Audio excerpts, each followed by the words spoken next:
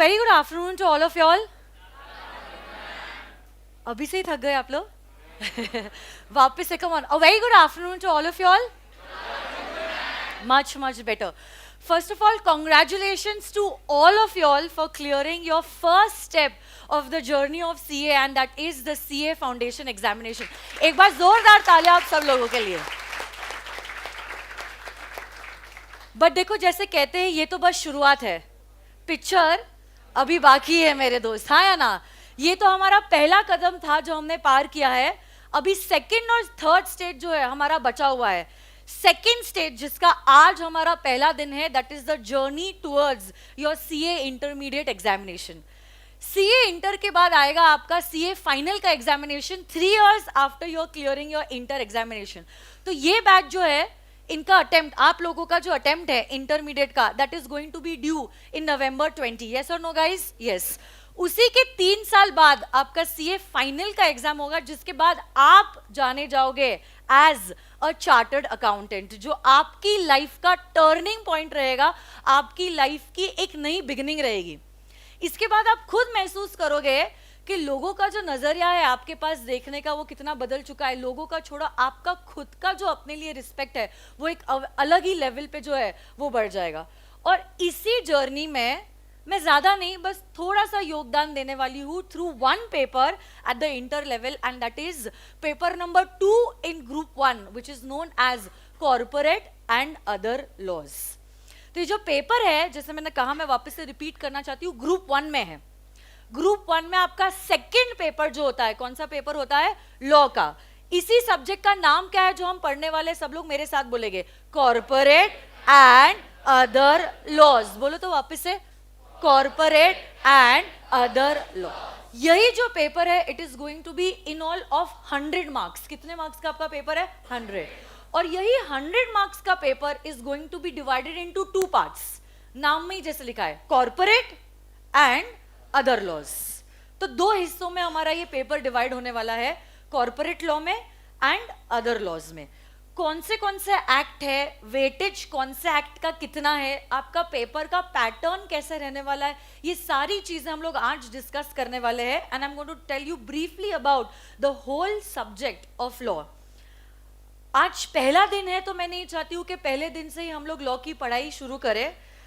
आज नई सारी चीजें हो रही है, बहुत सारे सब्जेक्ट्स पहली बार शायद से, जैसे कॉस्टिंग का पेपर है, कॉस्टिंग का पेपर, टैक्स का paper. I guess this is the first time you are going to learn these subjects, right? तो I don't want to straight away jump to the subject of law, but yes, आज मैं ये सारी चीजें आपको जरूर बताने वाली हूँ कि कंटेंट वाइज हम लोग ये 3-3.5 महीने में क्या सारी चीजें पढ़ने वाले हैं, मेरी टीचिंग मेथोडोलॉजी क्या होने वाली है, एंड प्लस बुक्स जो है वो कौन सी मिलने वाली है. देखो, ये 3.5 महीनों के कोर्स में आप लोग बेसिकली पढ़ने वाले हो फ्रॉम दीज बुक्स. मेरी जो बुक्स है 5 वॉल्यूम का सेट है. सबसे पहली वाली जो वॉल्यूम है, दिस वॉल्यूम 1, ये कॉर्पोरेट लॉ की है. कॉर्पोरेट लॉ में आपको बस एक ही एक्ट पढ़ना है. हमारा जो टॉपिक है ना, कॉर्पोरेट एंड अदर लॉज, इसी कॉर्पोरेट लॉ में आपको बस एक ही एक्ट पढ़ना है जिसका नाम है द कंपनीज एक्ट 2013. बस कॉर्पोरेट लॉ में एक ही एक्ट है. हाँ, सीए फाइनल में आपको सेबी है, सिक्रा है कॉर्पोरेट लॉ में, बट इंटर का जहां तक क्वेश्चन अराइज करता है, you have only 1 act to learn in CA inter in corporate law, and that is the companies act 2013. इसी कंपनीज एक्ट में आपको ज्यादा कुछ नहीं पढ़ना है, बस कुछ ही सेक्शंस पढ़ने हैं, कुछ ही, ज्यादा कुछ नहीं. कुछ कितने? बस 148 सेक्शंस.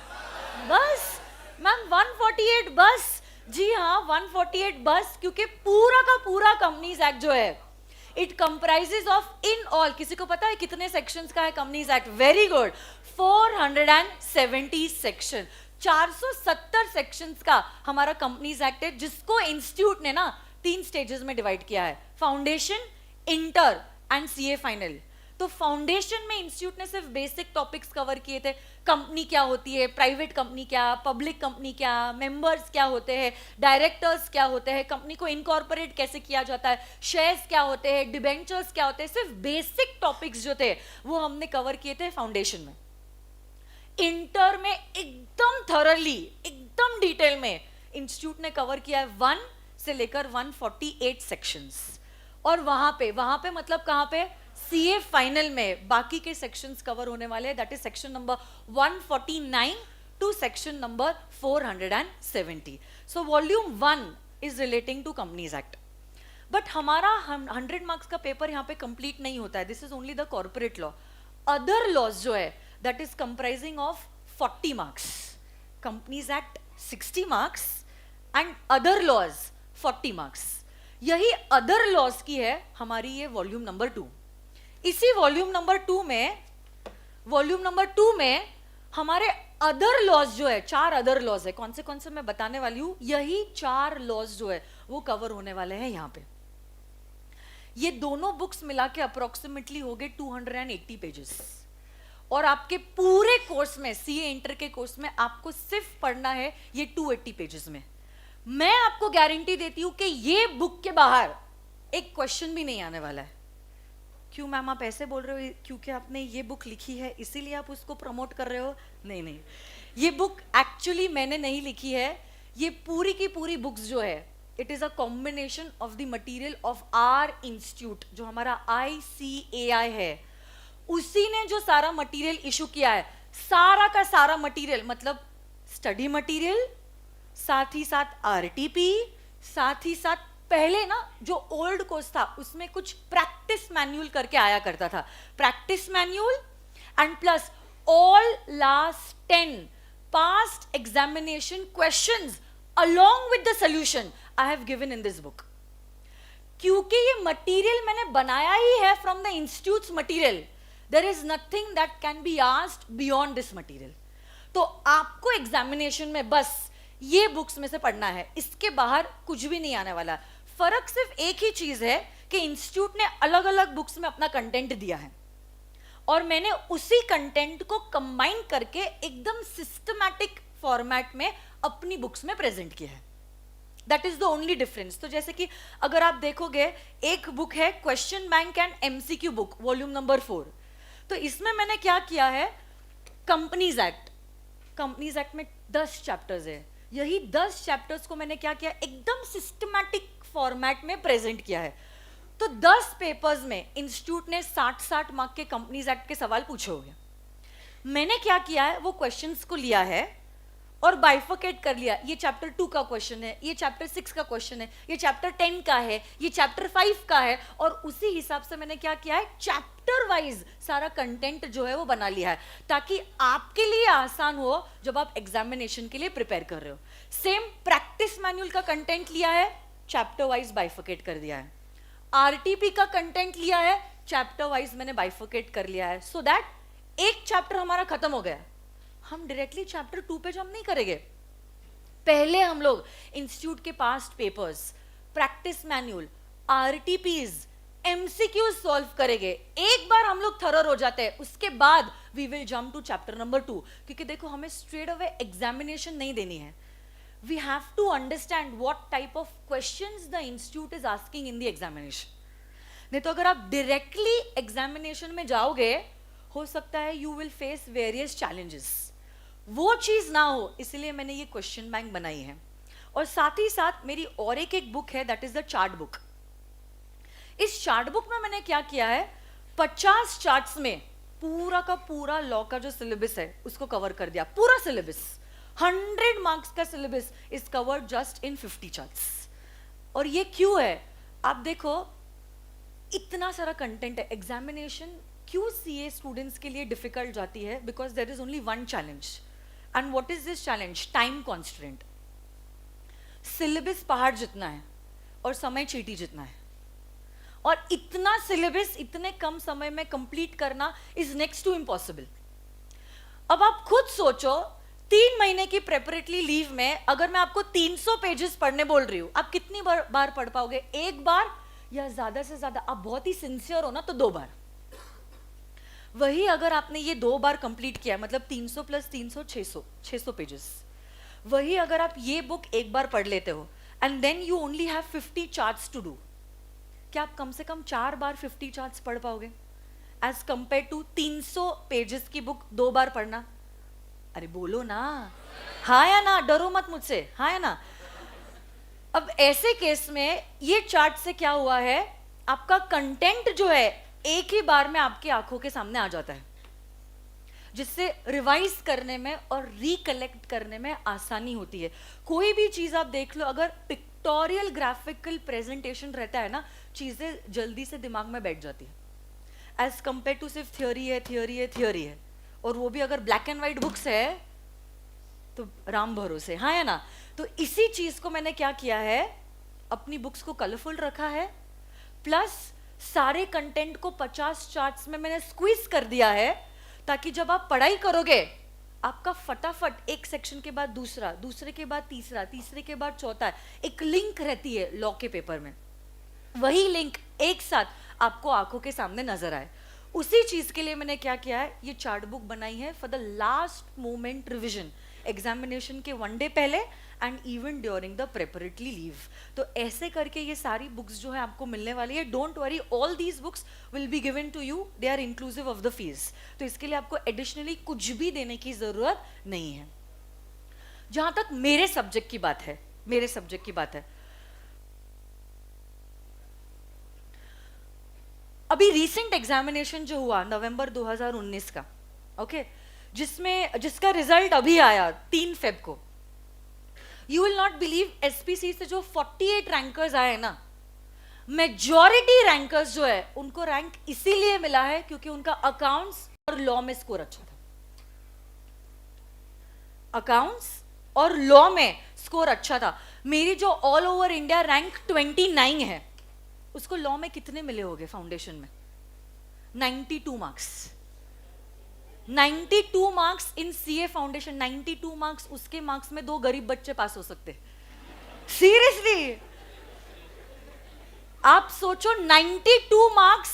मैं मैथ्स की या इकोनॉमिक्स की बात नहीं कर रही हूं। मैथ्स और इकोनॉमिक्स फाउंडेशन में एमसीक्यू है, गोला गोला, एक गोला मारा, सही गोला लग गया तो बिंगो, हाँ या ना।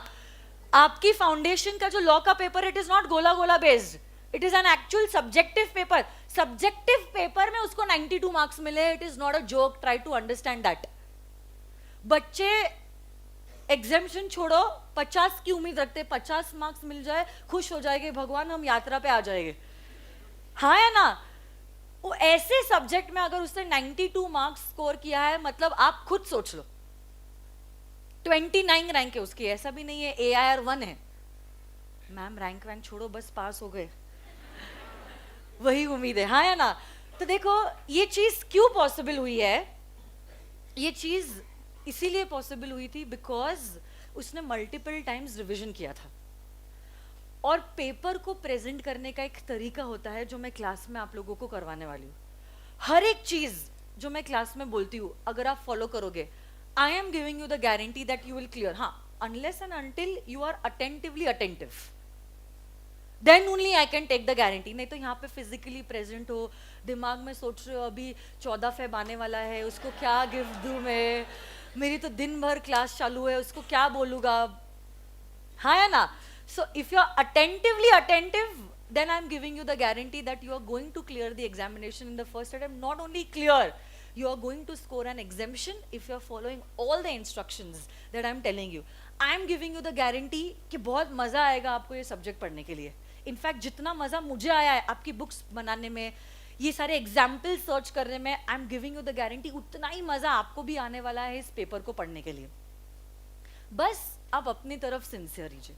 मैं ये नहीं कह रही हूं आप सीरियस हो जाओ। देखो, सीरियस होने में और सिंसियर होने में फर्क होता है। देखो बचपन से सुनते हैं ना, सीरियस हो जाओ, 10th स्टैंडर्ड के examination is going to make a difference, पढ़ाई करो करो पढ़ाई करो, कुछ पिक्चर नहीं, टीवी बंद, तब तो नेटफ्लिक्स था नहीं, बट अब मुझे बोलना पड़ा नेटफ्लिक्स बंद, प्राइम अमेजॉन प्राइम बंद, no movies, no parties, no कुछ नहीं। ऐसा मैं ये नहीं कह रही हूँ। देखो सिंसियरली आप पढ़ाई करो, नॉट सीरियसली। सीरियस पढ़ाई में तो मैं भी बिलीव नहीं करती हूँ, अदरवाइज मैं तो सिर्फ यही कहूँगी सब बुकवर्म्स बन जाओ। अगर बुकवर्म्स बन जाओगे तो आप रैंक पार लोगे, ऐसा नहीं होता है। It is not about seriousness, it is about your sincerity, how sincere you are, how dedicated you are and how honest you are to yourselves. अगर अपने लिए आप सिंसियर बन गए अगर आपने अपने लिए कर दिया ना, believe me, everyone is going to give you the respect. नहीं तो लोगों को देर नहीं लगेगी ये बोलने के लिए कि बच्चा पुणे में तो गया था पढ़ने के लिए, और अब आप जानते ही हो कि आगे की बातें रिलेटिव्स क्या बोलने वाले हैं। बस पुणे नाम आ गया मतलब लोगों को लग गया 10 चीजें हैं, बच्चा बिगड़ गया है, हाथ से निकल गया है। हाँ या ना? मतलब ऐसा भी हो सकता है कि हमने दिन भर पढ़ाई की, कुछ घूमे नहीं, घंटा एक घूमे नहीं हम लोग, बट बोलने के लिए लोग काफी है। और जितने कॉल आपको आपके बर्थडे के दिन नहीं आएंगे, उतने कॉल आपको जरूर रिजल्ट के दिन आएंगे। उसमें अगर रिलेटिव्स के जो बच्चे हैं उन्होंने सेम एग्जामिनेशन दिया है और वो क्लियर हो गए, बस फिर तो अब व्हाट्सएप ग्रुप है, फैमिली फॉर एवर, हम साथ साथ है, लग जाएगी सब में। हाँ या ना? तो टेक्नोलॉजी जितनी अच्छी है उतना बुरी भी बन सकती है। हाथ में आपके है, आपका करियर आपके हाथों में है, आपके चॉइसेस आपके हाथों में है। पहला तो कदम आपने एकदम सही उठाया है, एंड आई एम श्योर कि ये जर्नी में भी मेरा साथ रहेगा, सिर्फ क्लासेस के वक्त नहीं, क्लासेस के दौरान भी और क्लासेस के बाद भी, ये मैं आपको गारंटी देती हूँ। करंटली मैंने बहुत सारे टेस्ट भी आप लोगों के लिए अरेंज किए हैं, तो हमारे वीकली टेस्ट होने वाले हैं। एवरी फ्राइडे टू फ्राइडे या तो Saturday to Saturday we are going to have weekly test, और ये test I am going to, these test papers I am going to personally check. मैं खुद पर्सनली एक एक बच्चों का पेपर जो है वो चेक करने वाली हूँ, ताकि आई कैन गाइड यू कि क्या आपकी स्ट्रेंथ है और क्या आपकी वीकनेस है। क्योंकि देखो, इस क्लास में बैठा हर बच्चा जो है is not the same, every child is a unique child. इसकी स्ट्रेंथ हो सकती है, इसकी वीकनेस है, और इसकी वीकनेस हो सकता है, इसकी स्ट्रेंथ है। तो अगर मैं आपको कुछ कमेंट्स भी दे रही हूं कि आपको ऐसा करना चाहिए या वैसा करना चाहिए, it is not going to be applicable, it is not going to be applicable to all of y'all, because every child is a different child. तो आपके लिए क्या एप्लीकेबल होने वाला है वो मैं आपको पर्सनली गाइड करने वाली हूं after you all are giving the test. तो देखो, मैं बताती हूं मेरा अप्रोच कैसा रहेगा आपको सिखाते वक्त। सबसे पहली बात तो, when I will start teaching you all,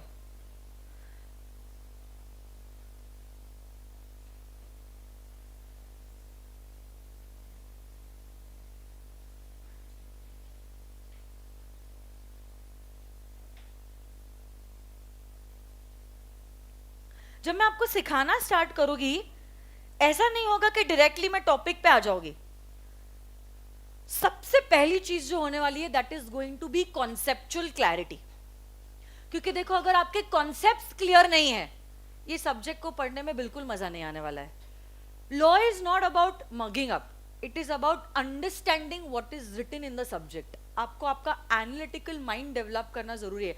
अगर आप ऑब्जर्व करोगे, पूरे सीए के करिकुलम में सिर्फ 2 ही सब्जेक्ट्स है जो तीनों भी स्टेजेस में है, तीनों भी स्टेजेस में, मतलब फाउंडेशन भी, इंटर भी और सीए फाइनल। और ये 2 सब्जेक्ट्स में से मेरा एक सब्जेक्ट है दैट इज लॉ। अगर लॉ इंस्टीट्यूट ने तीनों भी स्टेजेस में इंट्रोड्यूस किया है, मतलब इंस्टीट्यूट बेवकूफ नहीं है। क्या ये सब्जेक्ट का इज्जत है? क्या ये सब्जेक्ट की इंपॉर्टेंस है? हाँ है, और इंपॉर्टेंस है इसीलिए तो तीनों स्टेजेस पे उसको इंट्रोड्यूस किया गया है ना। वही तो मैं कह रही हूं, और इन्हीं 2 सब्जेक्ट से बच्चे को रैंक मिलता है। And that is the reason why मेरी इतनी जान है इस सब्जेक्ट में, और मैं चाहती हूं आप लोग इस सब्जेक्ट को अच्छे से पढ़ाई करो, क्योंकि आर या पार अकाउंट्स और लॉ ही आपको लेके जाने वाला है। अगर आप बिलीव नहीं करते हो, जिन बच्चों का अभी रिजल्ट आया आप उनसे पूछ के देख लीजिए। टैक्सेशन थोड़ा सा चैलेंजिंग है।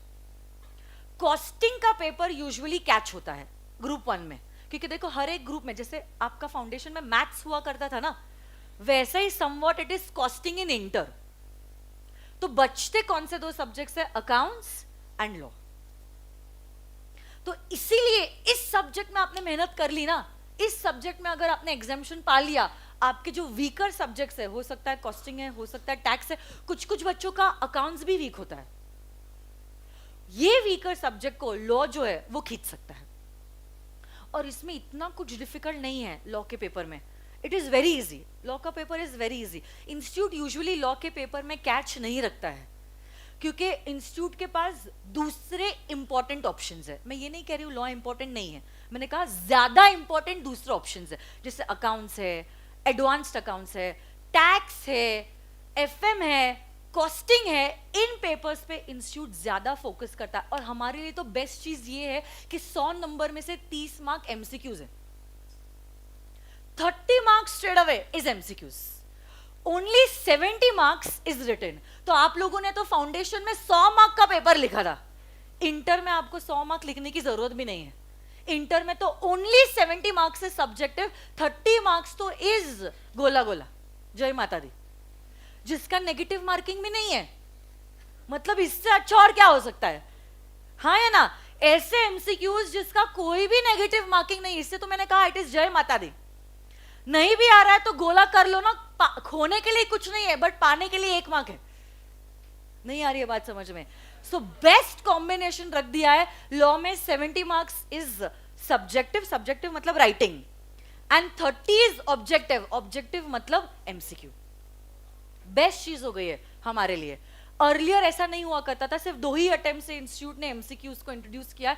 Earlier it was full 100 marks का सब्जेक्टिव, इंटर के कोर्स में भी और आईपीसीसी में तो पूरा का पूरा 100 मार्क्स का it was subjective only. But कुछ अटेम्प्ट पहले ही इंस्टीट्यूट ने ये एमसीक्यू को इंट्रोड्यूस किया है, उसी का हम लोग एडवांटेज उठाएंगे।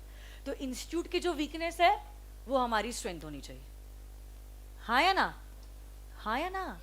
बोलो। तो देखो मेरा अप्रोच कैसे रहने वाला है जब मैं आपको पढ़ाऊंगी। सबसे पहले is going to be the conceptual clarity, जिस पे हम लोग सबसे ज्यादा फोकस करने वाले हैं। कॉन्सेप्चुअल क्लैरिटी के बाद होने वाला है revisions, revisions also and cumulative revisions also, क्योंकि मेरा पेपर थियोरी पेपर है। और थियोरी में देखो it is not like mathematics कि एक बार समझ लिया a plus B whole square is equal to a square plus 2ab plus B square, ऐसा नहीं होता। It is more about learning and retention. हर एक सेक्शन एक नया सेक्शन होता है। तो अगर आप देखोगे ये 90 डेज में every day you are going to learn something new. Act के सेक्शंस एक दूसरे से रिलेटेड हो सकते हैं बट सेम नहीं होते। ओके तो मैथ्स में हमने फॉर्मूला देख लिया, डिराइव कैसे करते हैं, फिर वैसे ही पैटर्न के प्रॉब्लम्स रहते हैं और उसी पैटर्न में सॉल्व करना रहता है। बट अगर आप कंपनीज एक्ट देखोगे सेक्शन 1 से 148 हर एक सेक्शन में कुछ नई बात रहेगी, हर एक सेक्शन में कुछ नई चीज रहेगी। तो ऐसा नहीं होना चाहिए कि 148 तक पहुंचे और 1 में क्या लिखा था वही हम भूल गए। तो इसीलिए हमारा होने वाला है क्यूमुलेटिव रिवीजन। क्यूमुलेटिव रिवीजन मतलब क्या? आज अगर मैंने सेक्शन 1 पढ़ाया है, कल सेक्शन 2 के पहले सेक्शन 1 का रिवीजन होगा, फिर सेक्शन 2 नया पढ़ेंगे, फिर डे 3 पे सेक्शन 1 का और सेक्शन 2 का रिवीजन होगा, और उसके बाद सेक्शन 3 हम नया पढ़ेंगे। उसके वजह से आपकी जो टेंडेंसी है ना भूलने की वो कम हो जाएगी। You will not forget things, और and if you are not forgetting things means you are remembering things. और अगर हमें चीजें याद है, हमें चीजें याद है और हमारे दोस्तों को याद नहीं है, तो वो कॉन्फिडेंस ही अलग हो जाता है। मुझे भी आ रही है, उसको भी आ रही है, सबको ही आ रहा है, तो फिर हमने क्या नया किया है? बट हमें आ रहा है और दूसरों को नहीं आ रहा है, बेस्ट हो जाता है। और यही रिविजन्स के वक्त भी ना मैं आपके सारे अमेंडमेंट्स कवर अप करने वाली हूँ। 100% अमेंडमेंट्स क्लास में ही कवर्ड हो गए, नोट्स में भी कवर्ड हो गए। तो अगर आपका अटेम्प्ट नवंबर 2020 में ड्यू है, आपको अमेंडमेंट सेपरेटली करने की जरूरत नहीं है। इंटर के बच्चों का सबसे बड़ा फोबिया होता है अमेंडमेंट्स, मतलब आरटीपी आई कि उनका बीपी बढ़ गया, अब अमेंडमेंट्स कैसे करेंगे, वो जो पढ़ा था क्या अब उसको भूलना पड़ेगा, अब क्या नई चीजें हमें पढ़ना पड़ेगा। आपको ये सारी झंझट का कोई भी लेना देना या वास्ता नहीं रहेगा। सारे प्रोविजंस जो मैं आपको पढ़ाने वाली हूँ are going to be the amended provisions. In fact मैंने अपनी बुक में सारे अमेंडमेंट्स जो है वो रेड में मार्क किए हैं, रेड में। तो जब आप मेरी बुक देखोगे, रेड में मार्क्ड हर एक point is the amended point. देखो ऐसे मैंने सारे अमेंडमेंट्स कवर अप किए हैं। तो उससे क्या हो जाएगा, जब आप पढ़ाई करोगे ना आपको पता रहेगा ये जो सेक्शन है एक नया सेक्शन है। देखो जैसे कि section number 42 private placement, red में मैंने लिखा है। अमेंडमेंट्स के ऊपर इंस्टीट्यूट अप्रोक्सीमेटली 30 मार्क के सवाल पूछते हैं, 30 मार्क के। And amendments not only in law but also in tax. तो अमेंडमेंट्स पढ़ना बहुत ज्यादा इंपॉर्टेंट होता है। बट डोंट वरी, आपके लिए तो मैं अमेंडेड सेक्शंस ही पढ़ाने वाली हूँ। सबसे पहले सुबह उठ के पता है मैं क्या करती हूँ, एमसीए की वेबसाइट देखती हूँ। MCA ministry of corporate affairs. क्या कोई नया रूल आया है, क्या कोई नया रेगुलेशन आया है, या क्या कोई नया नोटिफिकेशन आया है? क्योंकि देखो आपका अटेम्प्ट अगर नवंबर में ड्यू है, मतलब मई के पहले तक, मतलब अप्रैल एंड तक जो भी रूल या नोटिफिकेशन आता है वो आप लोगों के लिए एप्लीकेबल होता है। इंस्टीट्यूट कहती है अटेम्प्ट के 6 मंथ्स पहले जो भी नोटिफिकेशंस आते हैं, जो भी अमेंडमेंट्स आते हैं, वो बच्चे को एप्लीकेबल है। मतलब बेसिकली हम लोग, मतलब आर कोर्स, सीए का जो कोर्स है वो प्रोफेशनली कॉम्पिटेंट कोर्स है। प्रोफेशनली कॉम्पिटेंट मतलब बदलते वक्त के साथ, बदलते लॉ के साथ हमें भी बदलना होगा और हमें भी अपडेटेड रहना होगा। अगर आपको अपडेटेड नॉलेज नहीं है, मींस यू आर यूजलेस।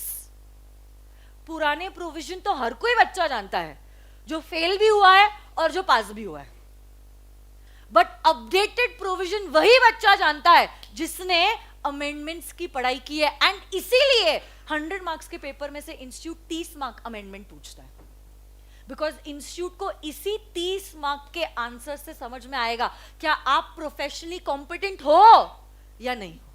बाकी के 70 मार्क्स के क्वेश्चंस तो अगर आपने अमेंडमेंट ना भी किए तो भी सेम है, और अगर अमेंडमेंट किए तो भी सेम है। तो इंस्टीट्यूट परखेगा कैसे कि आप प्रोफेशनली कॉम्पिटेंट हो या नहीं? Only through these amendments.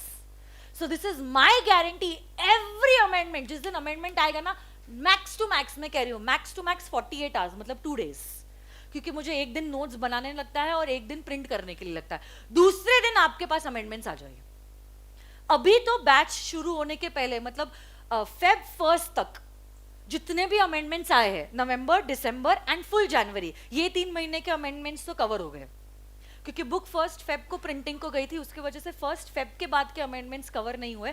Feb, मार्च, अप्रैल तो अभी तक आया ही नहीं है। मार्च और अप्रैल के अगर कुछ नए अमेंडमेंट्स आ भी जाते हैं, अगर मैंने वो सेक्शन नहीं पढ़ाया है, क्या बात है, अमेंडेड सेक्शन ही पढ़ाओगी। बट सपोज अगर मैंने सेक्शन पढ़ा लिया है, सपोज सेक्शन नंबर 3 में ही चेंज आ गया, सेक्शन 3 तो ये वीक में ही पढ़ाओगी मैं, और नोटिफिकेशन बाद में आया, आप घबराओ मत, आपकी बैच तो 15 मई तक चलने वाली है। आपके बैच के दौरान ही मैं आपको बता दूंगी ये सेक्शन में चेंज आया है, ये अमेंडेड नोट्स है, ये कॉपी आपके पास रखो। 48 hours के within all the amendments will be in your hand. So mentally you will be at peace कि मेरे सारे अमेंडमेंट्स कंप्लीट हो चुके हैं। बाद में इंस्टीट्यूट की आरटीपी लेट भी आए ना, तो भी हमारा बीपी नहीं बढ़ेगा, क्योंकि हमें ऑलरेडी पता है हमने मई के पहले तक के सारे अमेंडमेंट्स जो है ना वो कवर कर दिए। ये टेंशन फाउंडेशन में नहीं था, क्योंकि फाउंडेशन में ऐसी कोई एक्ट नहीं थी जिसमें चेंजेस आ रहे थे, एक्सेप्ट फॉर कंपनीज एक्ट की कुछ होल्डिंग और सब्सिडरी कंपनी की डेफिनेशन में चेंज आया था। उसके अलावा contract act 1872, sale of goods act 1930, partnership act 1932, ये सारे एक्ट्स मैच्योर्ड एक्ट्स हैं। 1872 की एक्ट आप 2013 में पढ़ रहे हो, सालों साल हो गए वो एक्ट को आके, वो एक्ट ने अपने आप को मैच्योर कर लिया है। बट कंपनीज एक्ट सालों साल पहले नहीं आई है, अभी आई है 2013 में। ये एक्ट अभी भी बच्ची है, इमेच्योर है, वो समझ रही है कि बदलते वक्त के साथ ये जो हमने प्रोविजन लिखा है कानून में वो सही नहीं है, हमें बदलना पड़ेगा। इसकी वजह से every time, every year there are amendment acts under the companies act. 2013 में एक्ट आया सबसे पहली बार, कंपनीज अमेंडमेंट एक्ट 2015 आया, कंपनीज अमेंडमेंट एक्ट 2017 आया, कंपनीज अमेंडमेंट एक्ट 2019 आया। 3 अमेंडमेंट एक्ट्स आ चुके हैं, अमेंडमेंट एक्ट्स। और हर रोज जो रूल्स और नोटिफिकेशंस और रेगुलेशंस जो चेंज हो रहे हैं उनकी तो गिनती ही नहीं है, वो तो अलग ही है। अमेंडमेंट एक्ट्स ही आ गए हैं 3 2020 के पहले, 2015 में, 17 में और 19 में। तो इसीलिए हमें ये अमेंडमेंट्स करना बहुत ज्यादा जरूरी है। But you all don't worry, I am going to teach all the amended provision only. तो आपके लिए तो ऐसा नहीं होने वाला है पुराना पहले भूल जाओ फिर नया लर्न करो, आपको स्ट्रेट अवे दिमाग में आपको नया ही डालने वाली हो, अमेंडेड प्रोविजंस ही डालने वाली हो। तो आपके लिए भी आसान हो जाएगा और मेरे लिए भी आसान हो जाएगा। नहीं तो पुराना भूल के नया पढ़ना ना डबल मेहनत होती है, तो वो चीज होने ही नहीं दूंगी मैं आप लोगों को। Straight away I am going to teach all the amended provisions. तो देखो, पहले कॉन्सेप्चुअल क्लैरिटी, दूसरा रिविजन्स अलॉन्ग विद अमेंडमेंट्स, तीसरी चीज जो होने वाली है that is going to be the presentation part. Foundation में मैं इतनी स्ट्रिक्ट नहीं थी, बट इंटर में I am very strict relating to the presentation, क्योंकि अब देखो क्राउड ऑलरेडी क्रिस्टलाइज होके यहाँ पे आ चुका है और अगर आपने फाउंडेशन फर्स्ट अटेम्प्ट में क्लियर किया है, मतलब बिलीव मी, आप में वो कैलिबर है। हर कोई ऐरा गहरा बच्चा जो है फाउंडेशन फर्स्ट अटेम्प्ट क्लियर हो ही नहीं सकता है। हाँ, सीपीटी में होता था कि पास हो गया, लक था। फाउंडेशन में ऐसा पॉसिबल ही नहीं है। अगर आप में दम है ना, तो ही आप इस क्लासरूम में बैठे हो। तो मुझे पता है हर एक बच्चे में वो टैलेंट है, बस I only have to groom that talent and I only have to guide you all how you are suppose to express your knowledge. तो इसलिए हम लोग प्रेजेंटेशन करने वाले नेक्स्ट वीक से, इस वीक तो नहीं होगा, नेक्स्ट वीक से एवरी वीक में 2 days 20-20 minutes I am going to dedicate only to the presentation part, कि आपको आंसर्स लिखने कैसे है in the examination, so that we are prepared. और प्लस टेस्ट तो होगा, तो वो तो अलग आपका नॉलेज चेक होगा, बट क्लास में मैं खुद आपको जो है आंसर्स लिखवाने वाली हूँ 20-20 minutes के लिए 2 days, मतलब 40 minutes every week is only going to be the presentation part, okay? And test जो होगा वो अलग चीज है। Getting this or no, my dear friends? Yes or no, guys? Yes. तो देखो, सिलेबस के बारे में मैं बताना चाहती हूँ कौन से एक्ट्स आपको हमारे सिलेबस में है। पहली जो एक्ट है that is the companies act 2013, जो 60 मार्क्स के लिए आपको है, जिसमें कवर्ड है आपके सेक्शन 1 से लेकर सेक्शन नंबर 148। अदर लॉज में आपको 40 मार्क्स के लिए 4 एक्ट्स इंस्टीट्यूट ने प्रिस्क्राइब किए। 4 एक्ट्स है, बहुत छोटे छोटे एक्ट्स है, जिसमें से एक एक्ट का बेसिक तो आपने ऑलरेडी फाउंडेशन में किया, इंडियन कॉन्ट्रैक्ट एक्ट 1872। अगर आपको याद होगा, इंडियन कॉन्ट्रैक्ट एक्ट में आपको फाउंडेशन में सेक्शन 1 से लेकर सेक्शन नंबर 75 तक था quasi contracts. Last unit number 6 of the Indian Contract Act was contingent and quasi contracts. Quasi contracts में हमारे खत्म हो रहे थे basic principles of the Indian Contract Act 1 to 75 sections, but वहां पे एक्ट खत्म नहीं हुई थी। हमारे जो स्पेशल कॉन्ट्रैक्ट्स है, indemnity, guarantee, bailment, plays and agency, वो कवर हो रहा है हमारा सीए इंटर में। ये 5 स्पेशल कॉन्ट्रैक्ट्स पढ़ने के बाद इंडियन कॉन्ट्रैक्ट एक्ट खत्म होता है, बट वेरी इजी। जैसे आपको फाउंडेशन में इंडियन कॉन्ट्रैक्ट एक्ट लगता था ना, वैसा ही, इतना ही इजी है हमारे स्पेशल कॉन्ट्रैक्ट्स भी। बहुत इजी है, बहुत इजी है, और प्लस स्कोरिंग भी है, मतलब 10 मार्क्स इनटू योर पॉकेट, मतलब it is like a gold mine. Other laws is like a gold mine. हम लोग कहते हैं ना, एक गधा मजूरी होता है और एक स्मार्ट स्टडी होता है। आपको गधे बनना है, बोलो ना, कि स्मार्ट स्टडी करनी है। ये स्मार्ट स्टडी तभी पॉसिबल होगा जब आपने इक्वल इज्जत 40 मार्क के अदर लॉस को दी है। बच्चे क्या करते हैं, कंपनीज एक्ट में ही डूब जाते हैं, उसके बाहर ही नहीं आ पाते हैं।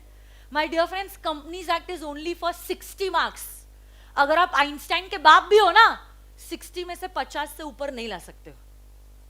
148 sections is not a joke at inter level, जब आपकी उम्र 19 साल के आसपास होगी, हाँ या ना, जहां पे फाउंडेशन में आपने सिर्फ बेसिक्स पढ़ा है, उसके अलावा आपको कुछ भी आइडिया नहीं है, कॉर्पोरेट का सी भी नहीं पता है आप लोगों को।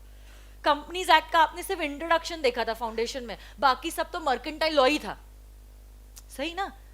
कॉर्पोरेट लॉ में आपने कुछ भी नहीं पढ़ा है, सिर्फ इंट्रोडक्शन पढ़ा है, कंपनी क्या होती है, कंपनी की definition, private company, public company, 2, 4, 7 वो नंबर्स आपने देखे थे, उसके अलावा कुछ भी नहीं देखा है आपने।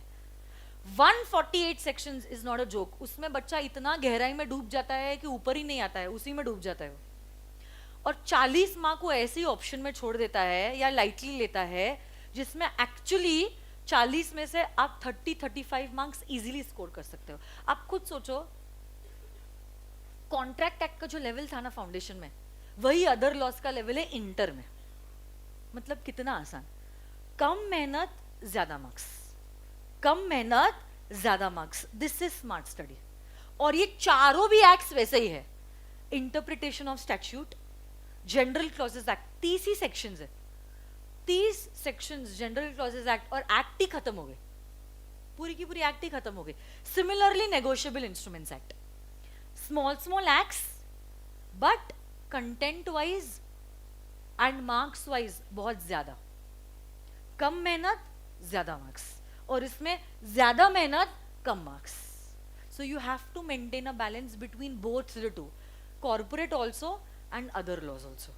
मतलब अगर आपको रैंक पाना है रैंक छोड़ो, अगर आपको एग्जेम्पशन भी पाना है, अदर लॉस तो आपका पूरा का पूरा क्लास में ही हो जाएगा मेरे साथ ही। बस आना है मेरे साथ, खुले दिमाग से पढ़ना है, रिवीजन के वक्त इन्वॉल्व रहना है। क्वेश्चंस तो हम क्लास में ही कर लेंगे, past examination questions also, study material के क्वेश्चंस आल्सो एंड आरटीपी के questions also will be covered in the class only. Every question from this question bank I am going to cover in class. हाँ, ऐसा कुछ हो सकता है, कुछ कुछ थियोरी क्वेश्चंस मैं आपको होमवर्क के लिए दे रही हूँ, या अगर रेपिटेटिव क्वेश्चंस है ना, नाम बदला है या फिगर्स बदले, तो हो सकता है ज्यादा से ज्यादा आपको होमवर्क दूंगी, बट हफ्ते में एक बार से ज्यादा होमवर्क नहीं होगा। बस जितना क्लास में मैंने पढ़ाया है और लिखाया है उतना रिवाइज करके अगर आप आओगे, ये पूरा का पूरा सब्जेक्ट ही क्लास में हो जाएगा एकदम कॉन्फिडेंस के साथ, मतलब मजा आ जाएगा। आपको ऐसे लगेगा कि हाँ, मेरा कॉन्फिडेंस जो है लॉ के सब्जेक्ट में, मजा आ गया पढ़ के, वैसा होगा। तो देखो 40 मार्क का जो है आपका अदर लॉस रहने वाला है। फर्स्ट है हमारा इंडियन कॉन्ट्रैक्ट एक्ट, दूसरा है negotiable instruments act, bill of exchange, cheque, promissory note, वो भी अकाउंट्स में कुछ कुछ हुआ है, कितने पार्टीज होते हैं, कौन प्राइमरीली लायबल, किसका राइट होता है, किसकी ड्यूटी होती है, चेक कब प्रेजेंट करना होता है, कौन पेइंग बैंकर है, कौन कलेक्टिंग बैंकर है, चेक अगर डिसऑनर हुआ तो मैं क्या कर सकती हूँ, यही सारी चीजें कवर्ड है under the negotiable instruments act. तीसरा जो है वो जनरल क्लॉजेज एक्ट है। जनरल क्लॉजेज एक्ट क्या है? It is the law of all loss. General clauses act, कुछ भी चीज अगर कानून में लिखी है, हम उसको इंटरप्रेट कैसे करते हैं वो बताया गया है under the general clauses act. Similarly वैसे ही लाइन पे है हमारा इंटरप्रिटेशन ऑफ स्टैट्यूट। स्टैट्यूट मतलब कानून, कानून को कैसे इंटरप्रेट करते हैं वो बताया गया है अंडर आईओएस। तो ऐसे करके 5 एक्ट से, एक कंपनीज एक्ट है और 4 अदर लॉज में है, 60 + 40 ऐसे करके कुल मिला के आपका जो पेपर है that is going to be for 100 marks. मेरे आपसे क्या एक्सपेक्टेशन है? First expectation from you all is to have a separate notebook for law. एक ही नोटबुक चाहिए, 2 या 4 नोटबुक्स मेंटेन करने के लिए आपको नहीं कह रही हूं, एक ही notebook, but this notebook should be a separate notebook. हाँ, ऐसा नहीं होना चाहिए कॉस्टिंग भी उसमें ही है, टैक्स भी उसमें ही है, अकाउंट्स भी उसमें ही है और लॉ भी उसमें ही है। कुछ पैसों के लिए अपने लाखों बर्बाद मत करना। हाँ सच में, अगर एक अटेम्प्ट गया मतलब 6 लाख गए समझ लो। It is going to cost you 6 lakh. 6 lakh में क्या क्या नहीं हो सकता है। आपकी जो ड्रीम बाइक थी वो आप ला सकते, बाइक क्या कार भी आ जाएगी 6 लाख में। आपको महीने भर का फॉरेन ट्रिप करना है, अकेले क्या कपल में भी हो जाएगा 6 लाख रुपए में। होगा या नहीं होगा? तो कुछ हजारों के लिए अपने लाखों मत बर्बाद करना। Get a separate notebook for law. एक नोटबुक लगेगी स्टेशनरी वाइज, दूसरा मेरे को लगेगे मार्कर पेन्स। किसी के पास है मार्कर पेन्स और स्टिक नोट्स? बताइए ना मुझे। दो ही दो, और स्टिक नोट्स दे दो। ऐसी स्टिक नोट्स लगेगी, इसके भी अलग अलग साइजेस होते हैं, तो मुझे ये एक साइज चाहिए और इससे बड़ा वाला एक साइज आता है वो मुझे चाहिए, और ऐसी मार्कर पेन्स चाहिए। Please don't use gel pens and ball pens, क्योंकि ये जो मेरी बुक्स है अगर आप देखोगे these books are coloured books and coloured books में अगर आप जेल पेन से लिखते हो ना स्मज हो जाता है। तो अगर आपको जेल पेन या बॉल पेन यूज करनी है, you can write on this stick note and stick it over here, या तो फिर अगर आप डायरेक्टली लिखना चाहते हो examples and all that, you can use this marker pen and you can directly write on this particular book. तो stationery wise एक तो मुझे चाहिए notebook, stick notes and this particular pen. Plus second rule है, do not use your mobile phones while you are in my class. It is a personal request to all of you all, and I am a very strict teacher.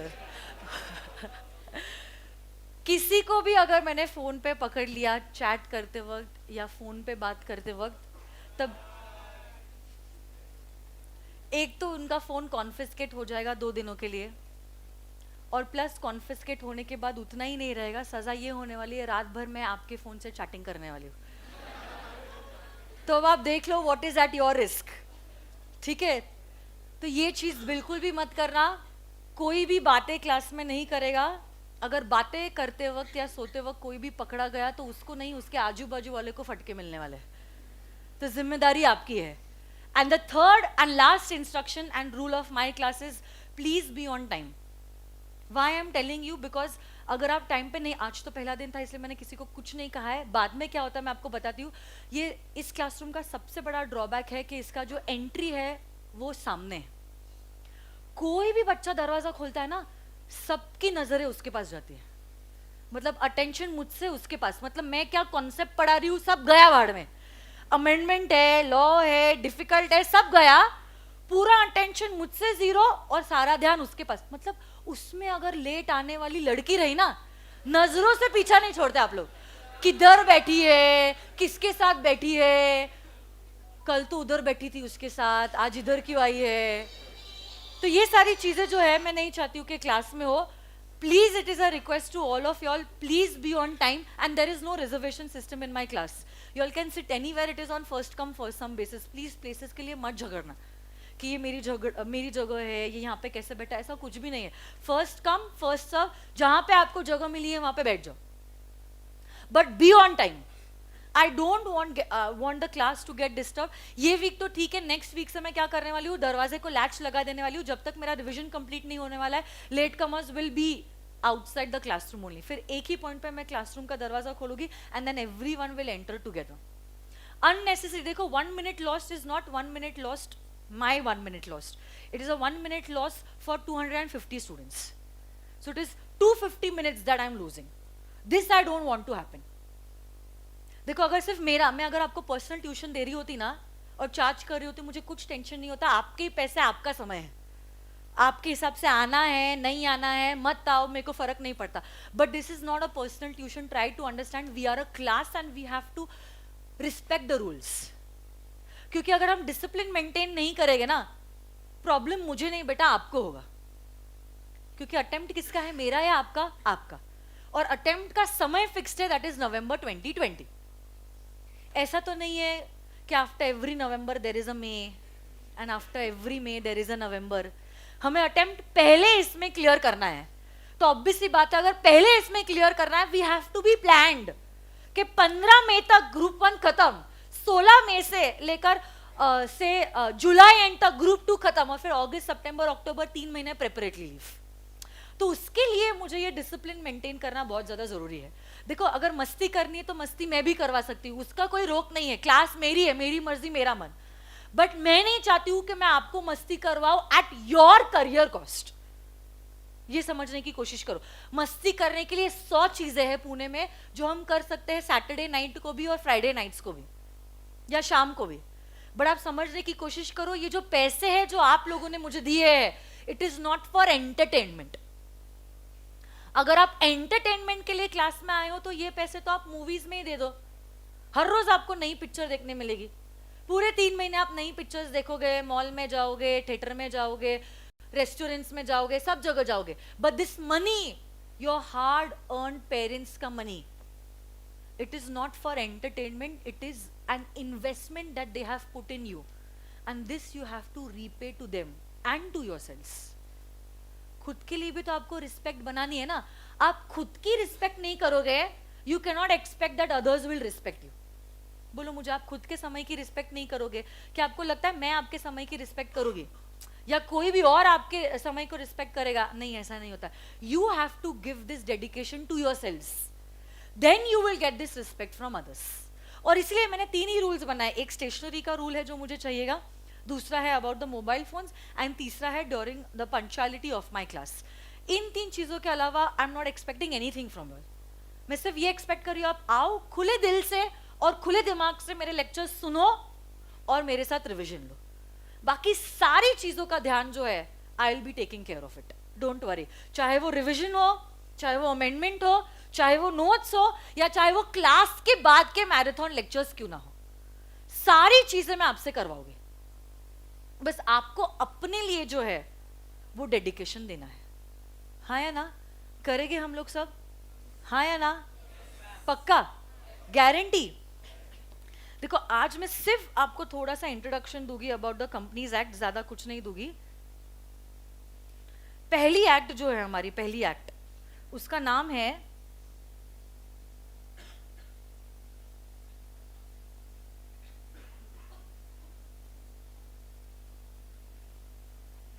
The companies act 2013।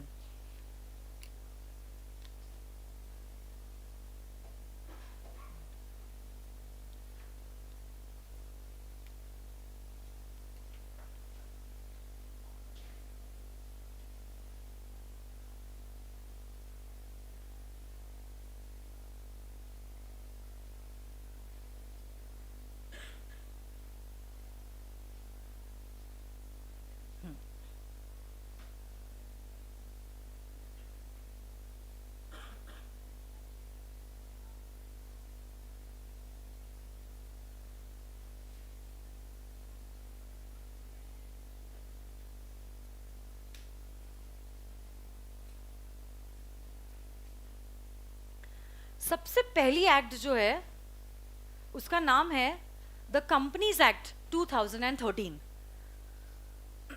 अगर आप देखोगे ये जो act का नाम मैंने यहां पे लिखा है, एक्ट के नाम में हर कोई लेटर का, हर कोई वर्ड का पहला लेटर जो है, द का टी, कंपनीज का सी, एक्ट का ए, मैंने कैपिटल में लिखा है। नजर आ रहा है आपको? हर एक वर्ड का पहला लेटर जो है, क्या वो आपको कैपिटल में नजर आ रहा है? द कंपनीज एक्ट 2013, टी जो है, सी जो है, ए जो है, वो सब कुछ कैपिटल में है। तो ये चीज क्या मैंने डेकोरेशन पर्पस के लिए लिखी है? हर एक वर्ड का पहला लेटर जो है, क्या मैंने ऐसे डेकोरेशन पर्पस के लिए लिखा है? अरे बोलो ना। There is a reason behind it. क्या होगा इसका रीजन आपके हिसाब से? हर एक वर्ड का पहला लेटर जो है मैंने कैपिटल में लिखा है, तो क्या हुआ होगा वो रीजन? ऐसा क्यों मैंने लिखा होगा? क्या मैं आपको इम्प्रेस करना चाहती हूँ इसीलिए कि भाई चलो ऐसा लिखेंगे तो मस्त लगेगा, क्या हवा होगी मेरी? क्या ऐसा कुछ है? नहीं, देयर इज अ रीजन। देखो, मैं आपको लॉ का सब्जेक्ट पढ़ा रही हूँ। कौन सा सब्जेक्ट पढ़ा रही हूँ? लॉ। और ये जो कानून की दुनिया है ना, ये अपनी दुनिया है। ये अपने सपने खुद सजाता है और ये अपनी दुनिया जो है खुद बसाता है। A particular word could mean something in layman's language and it could mean totally something different in law. तो अगर उसका मीनिंग अलग है, उसका प्रेजेंटेशन भी अलग होना चाहिए। अगर उस शब्द का मतलब कुछ अलग है, उसको लिखने का तरीका जो है वो भी कुछ अलग होना जरूरी है। तो जैसे कि एक सिंपल सा वर्ड यहीं पे ले लेते हैं, एक्ट।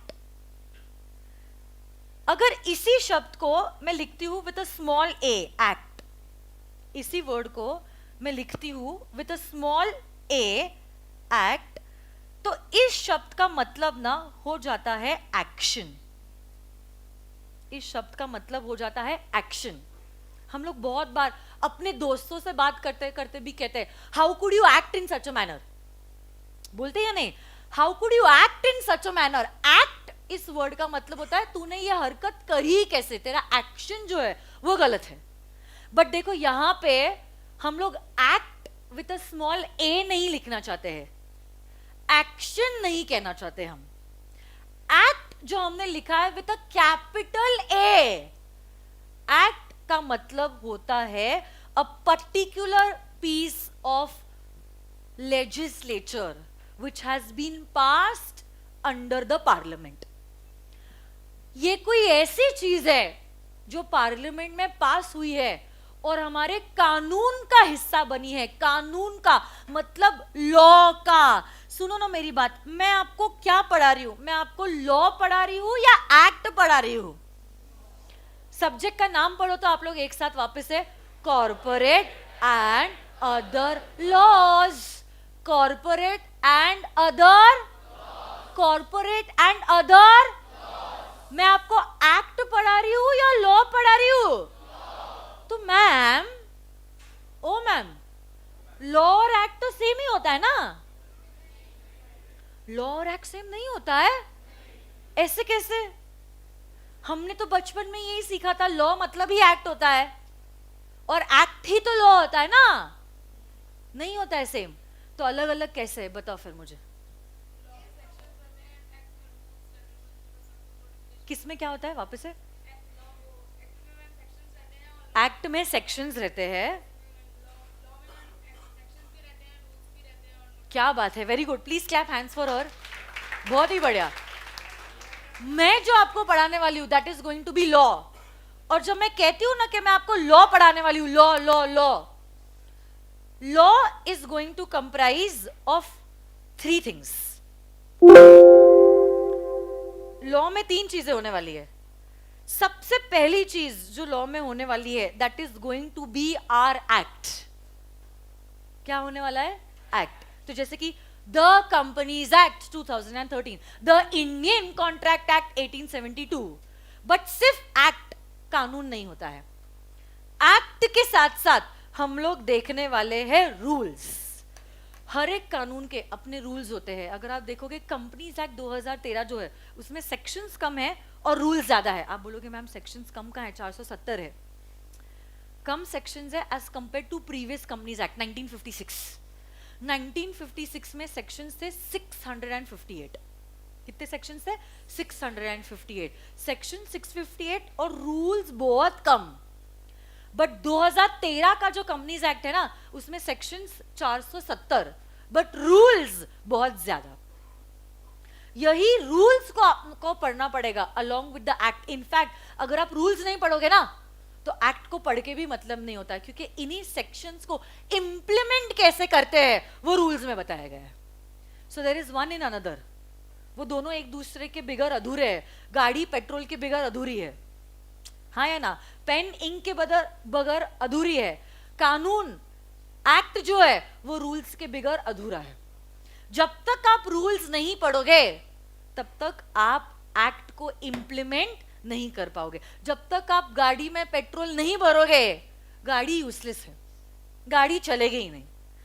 वैसे ही जब तक एक्ट के साथ साथ आप रूल्स नहीं पढ़ते तब तक आप एक्ट को इंप्लीमेंट ही नहीं कर सकते। एक्ट है, रूल्स है, और तीसरी चीज जो आप पढ़ने वाले हो that is going to be case laws. बहुत सारे केस लॉस। कानून बनाने वाले कानून तो बना लेते हैं बट प्रॉब्लम बाद में होता है जब लोगों के बीच में झगड़े होते हैं। कंपनी का दूसरी कंपनी के साथ, मेंबर का कंपनी के साथ, कंपनी का डिबेंचर होल्डर के साथ, एक मेंबर का दूसरे मेंबर के साथ, ऐसे झगड़े होते ही रहते हैं। रिजॉल्व कौन करेगा? हमारी जुडिशियल बॉडी। यही जुडिशियल ऑथोरिटीज कानून को इंटरप्रेट करते हैं और जजमेंट्स देते हैं जो कानून के बराबर होते हैं। So these decisions given in the court of law are equivalent to law, and that is why कोई भी एक्ट और रूल पढ़ने के साथ साथ उसी प्रोविजन के साथ साथ कुछ अगर केस लॉ हुआ है वो केस लॉ को भी हम पढ़ेंगे। केस लॉज आपने बहुत सारे पढ़े हैं फाउंडेशन लेवल में।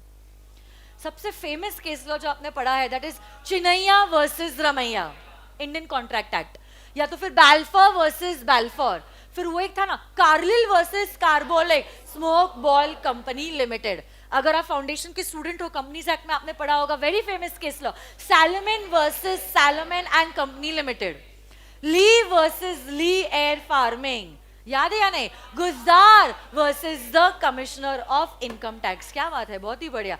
तो ये क्या है? केस लॉज है, and these case laws are equivalent to our law. तो जब मैं लॉ पढ़ाऊंगी आपको एक्ट, एक्ट के साथ साथ रूल्स, और रूल्स के साथ साथ हम लोग पढ़ने वाले हैं केस लॉज। तो जब मैं एक्ट लिखती हूं with a capital A, okay, it means it is a piece of legislature passed under the parliament. ये कानून का एक हिस्सा है, छोटा सा हिस्सा है। कानून के हिस्से और दो चीजें भी है, रूल्स भी है और केस लॉज भी है। और ये जो एक्ट है it was passed under the parliament. Act क्या होता है? एक्ट क्या होता है? लॉ तो आपने पढ़ लिया। लॉ मतलब क्या होता है? बोलो dash plus dash plus dash, सब लोग बोलेंगे, कम ऑन। एक्ट, सॉरी, हाँ बोलो। Law is equal to what? Act plus rules. तो सवाल ये उठता है एक्ट का क्या मतलब होता है? Act means sections plus subsections plus clauses and plus sub clauses. तो act means section plus subsection plus clauses plus sub clause. आप लोगों में से किसी ने कुछ बेयर एक्ट कभी देखा है? कोई भी बेयर एक्ट आप लोगों ने देखा है? कोई भी सब्जेक्ट का बेयर एक्ट नहीं देखा है आप लोगों ने?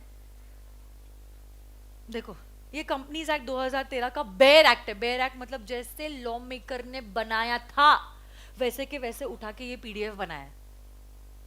इसमें कुछ भी चेंजेस नहीं है। जैसा कानून है वैसा ही ये पीडीएफ है, सेम टू सेम। तो देखो, बेयर एक्ट कुछ ऐसा दिखता है। चैप्टर्स होते हैं और चैप्टर्स के सेक्शंस होते हैं। सेक्शंस के बच्चे सबसेक्शन होते हैं, सबसेक्शन के बच्चे क्लॉजेस होते हैं और क्लॉजेस के बच्चे सब क्लॉजेस होते हैं। तो अगर चलो कोई भी एक सेक्शन में ले लेती हूँ, every one of you all are from foundation, है ना? तो फाउंडेशन में आपने कंपनीज एक्ट में एनपीओ पढ़ा होगा, not for profit organisation, section number 8, very good. अब देखो, अगर मैं आपको सेक्शन नंबर 8 बेयर एक्ट बताती हूँ, बेयर एक्ट, देखो लास्ट सेक्शन आप देखोगे 470 तक है, ये देखो दिख रहा है 470, ये लास्ट सेक्शन है, पावर टू रिमूव डिफिकल्टीज, और फिर यहां से शुरू होता है सेक्शन नंबर 1 से। आफ्टरनून का सेशन है, आज पहला दिन है, इसलिए for some coffee for all of you all, coffee का मजा लेते लेते लेक्चर लेंगे, ठीक है?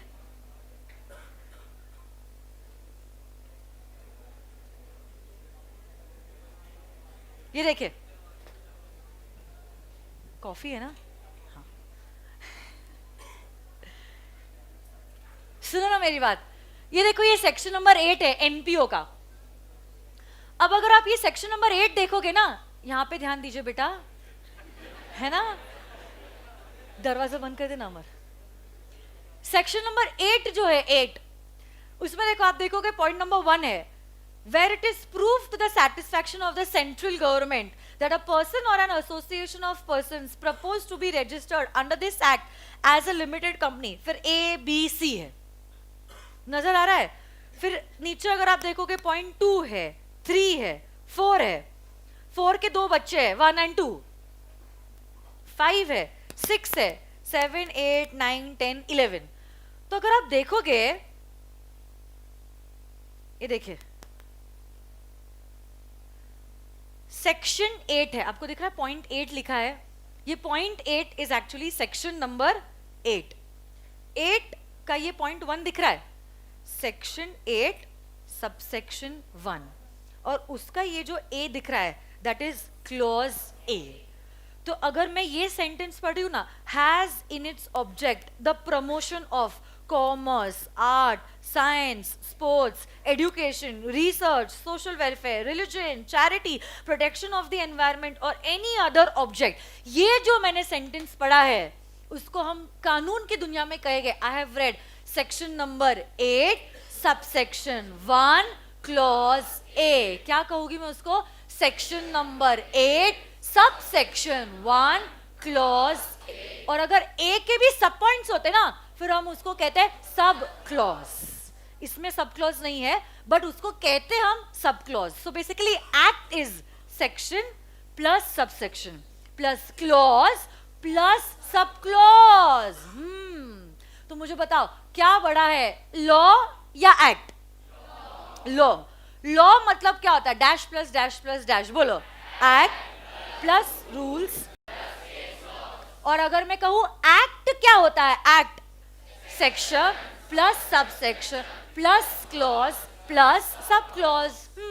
सो देखो, लॉ में एक्ट होता है, लॉ में एक्ट होता है, और यही एक्ट जो है is a part of legislature passed under the parliament. Law कैसे बनता है, एक्ट कैसे बनता है, लॉ को कैसे अमेंड करते हैं, एक्ट को कैसे अमेंड करते हैं, ये सारी चीजें स्वप्निल सर आपको पढ़ाने वाले हैं। ये पूरे 100 मार्क्स के सिलेबस में से ना 30 marks Swapnil sir will be teaching you, 70 marks I will be teaching you. तो कल का सेशन भी बेसिक सेक्शन होने वाला है, जहां पे sir is going to tell you all how law is made, how an act is made, how law will change, how the act is going to change, और ये सारी चीजें जो है practical as well as theory Swapnil sir will be teaching all. तो देखो, A अगर मैं स्मॉल ए लिखती हूं इट मीन्स एक्शन, बट मुझे एक्शन नहीं कहना है, मेरे को कहना है कि ये हमारे कानून का हिस्सा है, इसलिए लिखते वक्त मैंने उसको लिखा है with a capital A. Simple सा एग्जाम्पल अगर मैं लेती हूँ ना, जो आप सब लोगों ने किया है, कैसे एक शब्द के अनेक मतलब होते हैं। देखो, एक वर्ड आपने फाउंडेशन में पढ़ा है, माइनर, पढ़ा है आपने माइनर ये शब्द को?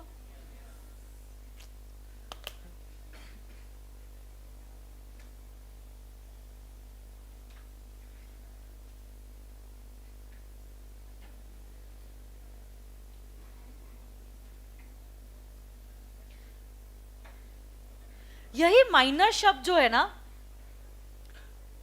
3 अलग अलग एक्ट में एक ही शब्द के मतलब अनेक है। सबसे पहला माइनर इसको डिफाइन किया गया था under the Indian contract act. खैर इंडियन कॉन्ट्रैक्ट एक्ट भी डिफाइन नहीं करता था, इंडियन कॉन्ट्रैक्ट एक्ट कहता था माइनर की डेफिनेशन वही है जो बताई गई है under the Indian majority act. और फिर उस एक्ट की डेफिनेशन हमने देखी थी और इंडियन कॉन्ट्रैक्ट एक्ट में वही डेफिनेशन को अप्लाई किया था।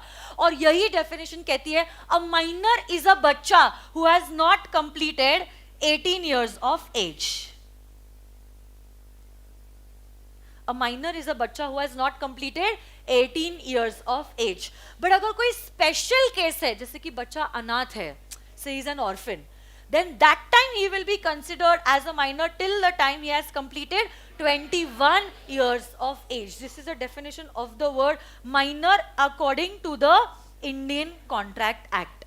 यही शब्द minor अगर मैं कोई दूसरा एक्ट में देखती हूं, जैसे कि the act of marriage, Indian law में एक कानून है मैरिज से related. I am really sorry for this marker, I don't know there is some technical issue. आप समझ लो ये मैरिज लिखा है मैंने, ठीक है, भावनाओं को समझो मेरे। मैरिज ये जो शब्द है, according to the marriage act a minor can not get married.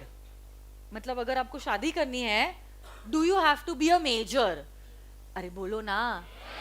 But इस एक्ट में माइनर हो या मेजर हो will depend upon your gender, कि आप लड़की हो या आप लड़के हो।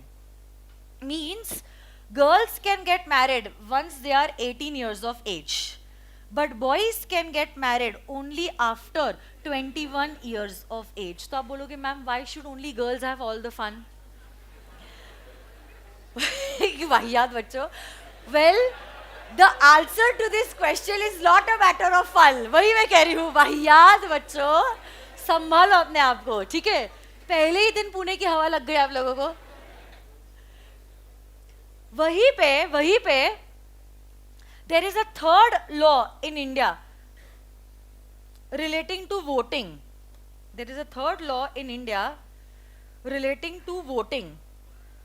और अगर मैं वोटिंग की बात करूं, only a major can vote. Only a major can vote means a minor cannot vote. But यहाँ पे वोटिंग से रिलेटेड जो लॉ है, it does not have gender discrimination.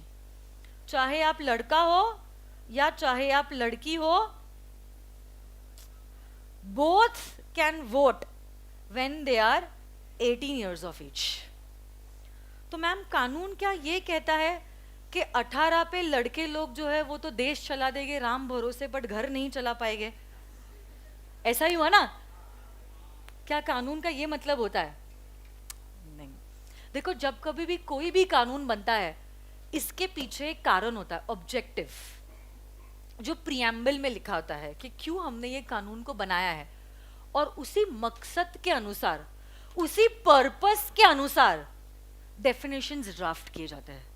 तो मैरिज लॉ का पर्पस कुछ और है, वोटिंग लॉ का पर्पस कुछ और है, कॉन्ट्रैक्ट एक्ट का पर्पस कुछ और है, और उसी पर्पस के हिसाब से हम क्या करते हैं, उस वर्ड की डेफिनेशंस बनाते हैं।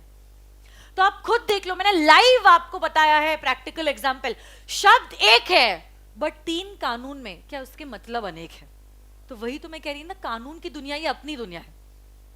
तो अगर एक ही शब्द के अलग अलग मतलब है, कंफ्यूजन ना हो, इसलिए हम क्या करने की कोशिश करते हैं, एटलीस्ट बनती कोशिश हम शब्द को प्रेजेंट करते वक्त एक अलग तरीके से लिखेंगे ताकि कंफ्यूजन ना हो। और इसलिए मैंने आपको कहा लॉ के पेपर में presentation is a very important thing, क्योंकि किस तरीके से आपने कानून को लिखा है उसके हिसाब से या तो आपके मार्क्स बनेंगे या तो आपके मार्क्स बिगड़ेंगे। कोई भी आंसर की अगर आप शुरुआत करोगे ना, आंसर होने वाला है according to the provisions of the companies act, according to the provisions of the Indian Contract Act, T capital, C capital, A capital, हाँ या ना? तो अब देखो, वही चीज अगर आपने स्मॉल में लिख दी, वहीं पे एग्जामिनर आपके मार्क्स डिडक्ट कर देगा। और अगर आपको वो श्रूड एग्जामिनर मिल गया ना, आपका आंसर ही चेक नहीं करेगा, वो यही बोलेगा कानून तूने पढ़ा ही क्या है जब तुझे कानून का नाम ही लिखने नहीं आता है। I don't want to see your answer. And that is why presentation is a very important, playing a very important role in your examination. तो कैसे आंसर लिखना है, कौन सा शब्द यूज करना है, वो आपको ध्यान में रखना पड़ेगा. और वो मैं क्लास के वक्त ही कहूंगी कि आपको वर्ड यूज करना है नॉट इनवैलिड. कुछ बच्चे नॉट इनवैलिड को लिखते हैं वैलिड. वैसे नॉट इनवैलिड वैलिड ही होता है, but there is a reason. तब मैं बताऊंगी जब मैं सेक्शन पढ़ाऊंगी ना कि क्यों लॉ मेकर ने वैलिड यूज नहीं किया, नॉट इनवैलिड यूज किया. डेफिनेशंस भी अगर आप देखोगे, फाउंडेशन अगर आपने पढ़ा है, equity shares are those shares which are not preference shares, and preference shares which are not equity shares. नहीं, फिर प्रेफरेंस शेयर्स को उन्होंने इज्जत में डिफाइन किया है. तो ऐसा क्यों है? There is a reason. It is not for time pass purpose के शब्द कम पड़ गए, ऐसा नहीं होता है. There is a reason why the law makers have drafted the definition in such a manner. और ये रीजंस मैं आपको बताऊंगी. वही मैंने कहा ना, लॉजिकली एंड कॉन्सेप्चुअली मैं आपको पढ़ाऊंगी विद प्रैक्टिकल एग्जाम्पल्स. बहुत सारे प्रैक्टिकल एग्जाम्पल्स हम लोग देखने वाले हैं, चाहे वो सत्यम है, एंड्रॉन है, फ्लिपकार्ट है, डीमार्ट है. इतने सारे एग्जाम्पल्स आप देखोगे, आपको मजा आ जाएगा. बोलोगे वाह क्या मजा आया है, और आपको ऑटोमेटिकली न्यूज़पेपर पढ़ने में इंटरेस्ट आ जाएगा. आज तक हम कभी न्यूज़पेपर नहीं पढ़ते हैं. हाँ मैम, पढ़ते भी होगे पुणे टाइम्स का पेज 3, है ना, उसके, क्योंकि हमें देखना है कौन किसके साथ है, कौन कहाँ घूमने गया है, हाँ या ना. बट उसके अलावा कोई चीज में इंटरेस्ट आया ही नहीं है.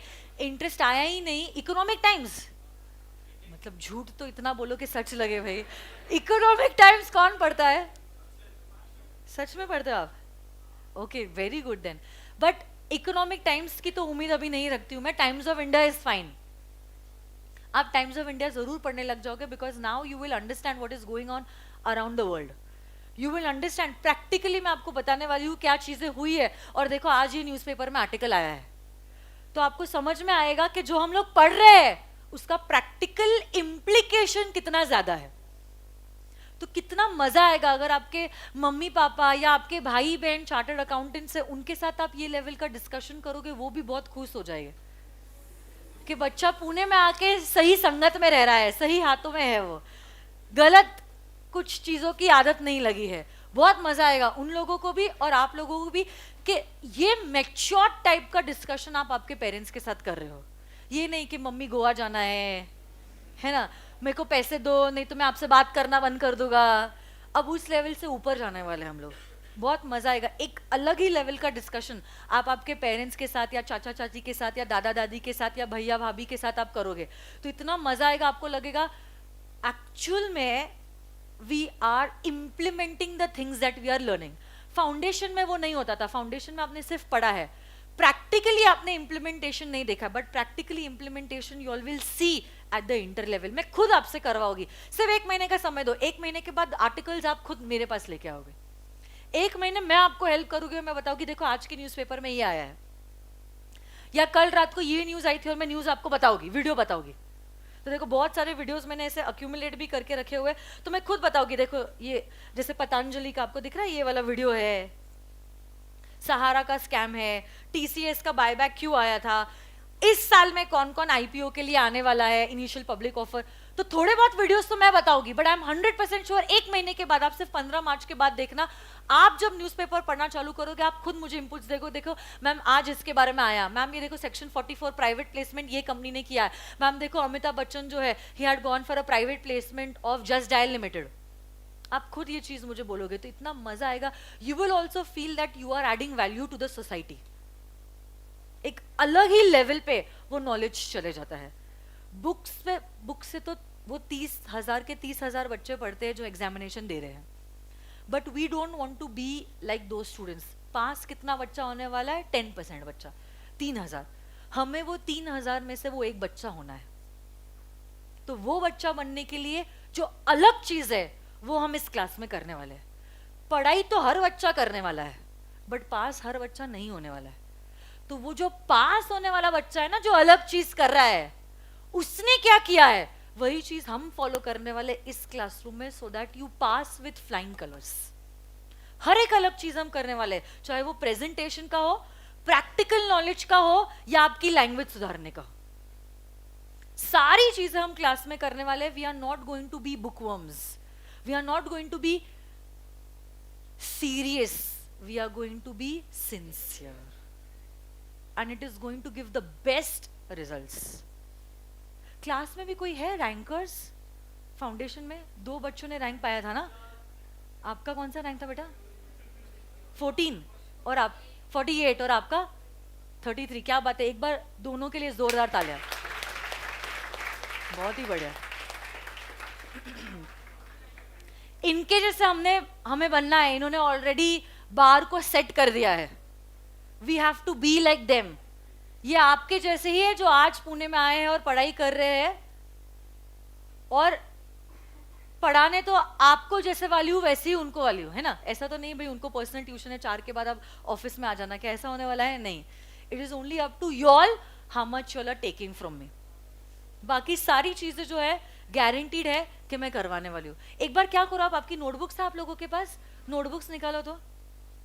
चलो चलो, नोटबुक में सबसे पहले फर्स्ट पेज पे आपका नाम दे दीजिए। बाद में फिर रोते हो कि मेरी नोटबुक नहीं है, गुम गई, किसी ने चुरा ली। ऐसा नहीं होना चाहिए, क्योंकि नोटबुक में हम लोग बहुत सारे मास्टर चार्ट्स बनाने वाले हैं। तो ऐसा नहीं होना चाहिए बाद में आप रोते हुए आओ कि मैम पता नहीं बुक किसने ले ली है।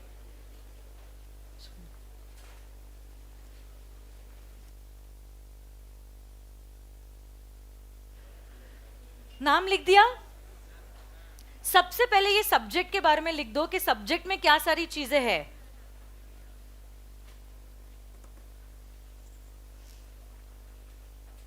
हेडिंग दे दीजिए बड़े अक्षरों में, कॉर्पोरेट एंड अदर लॉज।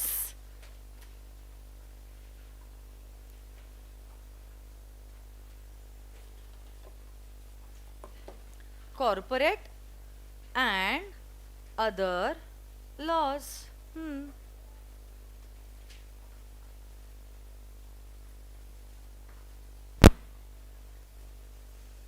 और उसको 2 हिस्सों में डिवाइड कीजिए, 60 मार्क्स एंड 40 मार्क्स।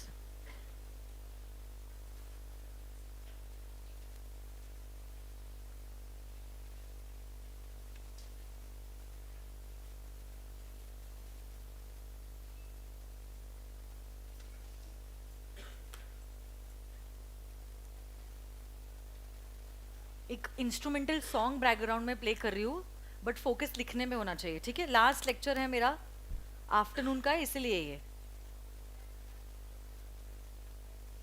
नोटबुक में लिखना है। ये सारी चीजें लिखो, corporate law, other laws. Corporate में कंपनीज एक्ट 1 से लेकर 148 तक सेक्शन। अदर लॉज में 4 एक्ट्स, 40 मार्क। लिखो।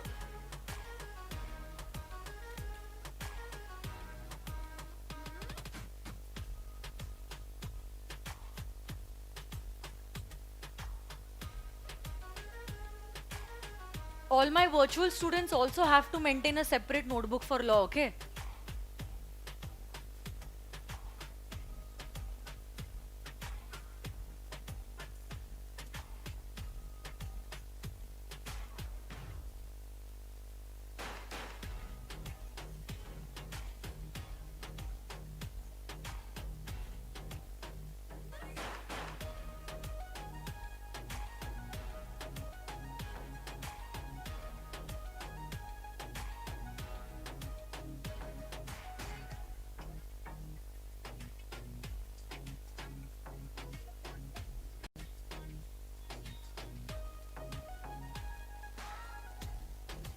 हो गया लिख के?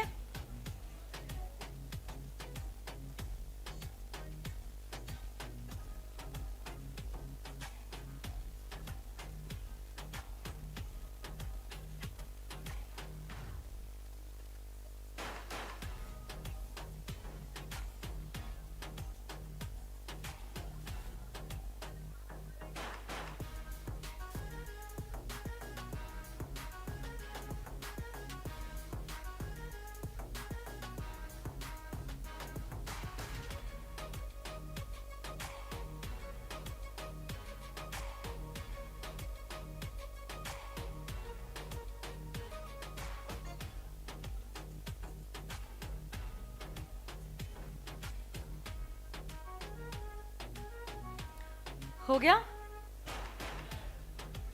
Write down fast fast. क्या नहीं दिख रहा है आप लोगों को? अभी ठीक है?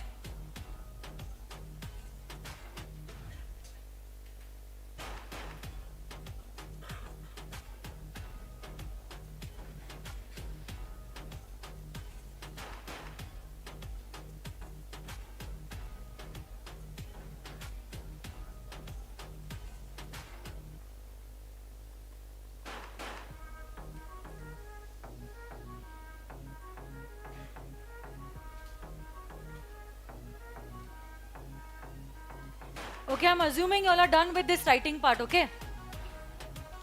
अब नेक्स्ट चीज जो आप लिखोगे वो ये रहेगी कि लॉ क्या होता है और एक्ट क्या होता है.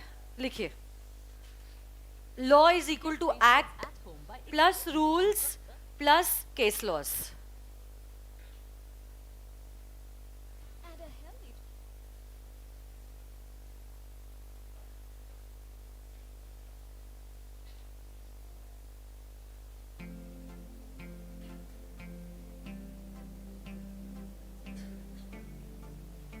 हो गया लिख के? आगे लिखिए, मैं नेक्स्ट स्लाइड पे जा रही हूं, ठीक है? एक्ट इज इक्वल टू, बोलो तो एक बार, act is equal to section plus subsection plus clauses plus sub clauses.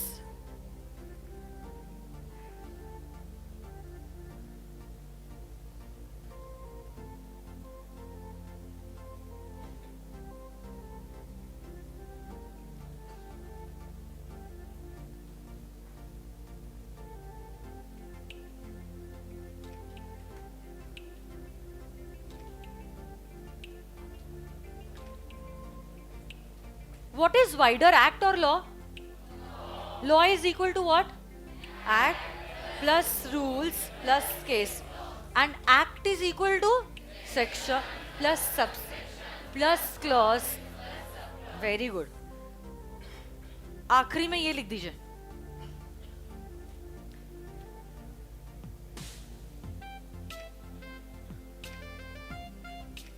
नाम दीजिए, नए पेज पे आ जाओ, नए पेज पे.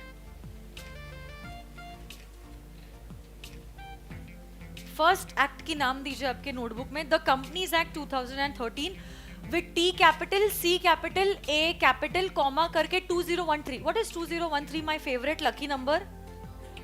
What is 2013? बोलो ना. It is a year in which this act was passed under the parliament. 1 April 2013 को. जैसे इंडियन कॉन्ट्रैक्ट एक्ट 1 सितंबर 1872. याद है क्या कुछ?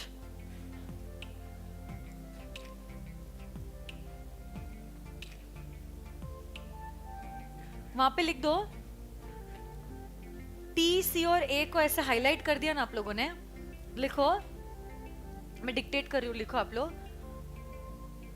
While writing the name of any act, अब वापस से एक्ट ए में होगा, कैपिटल ए में. While writing the name of any act with a capital A,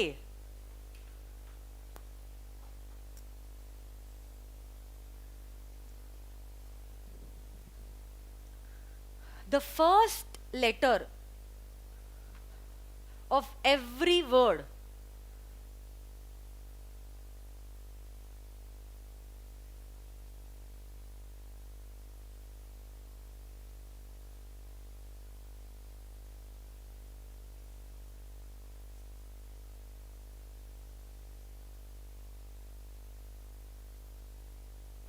the first letter of every word has to be in capital. Has to be in capital.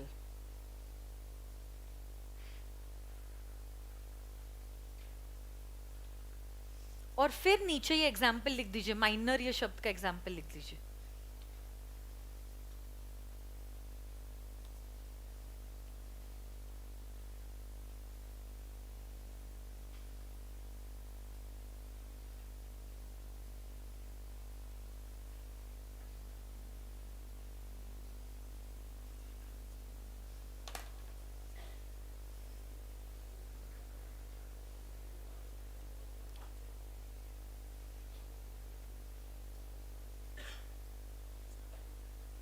कि 3 अलग अलग acts में एक ही शब्द का मतलब अलग अलग है।